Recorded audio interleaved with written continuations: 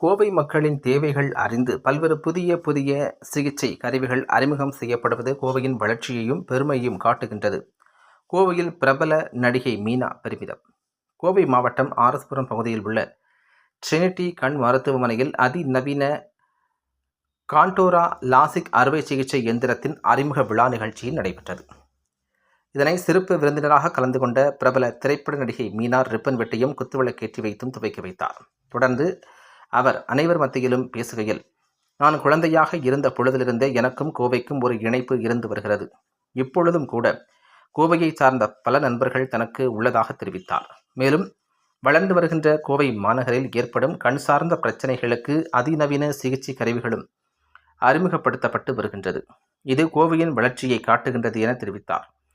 தொடர்ந்து பேசிய ட்ரினிட்டி கண் மருத்துவமனையின் இயக்குனர் டாக்டர் சுனில் ஸ்ரீதர் கூறுகையில், தற்போது அறிமுகம் செய்யப்பட்டுள்ள கான்டோரா விஷன் எனப்படும் எந்திரம் டோபோகிராபி வழிகாட்டுதலின்படி லாசிக் லேசர் சிகிச்சைகளை வழங்குகின்றது எனவும், கண் கருவிழிகளில் மிகவும் துல்லியமாக செயல்பட்டு பார்வையை சரி செய்யும் வல்லமை கொண்டது எனவும், கிட்டப்பார்வை தூரப்பார்வை உள்ளிட்ட பார்வை குறைபாடுகளை சரிசெய்து கண்மணியில் உள்ள குறைபாடுகளையும் துல்லியமாக சரிசெய்யும் என கூறினார். கருவிழியில் உள்ள குறைகளை கண்டறிந்து அதனை சீர் செய்வதுடன் இரவு நேர பார்வைகளை மேம்படுத்தும் சிகிச்சைகளையும் வழங்குகின்றதாக தெரிவித்தார்.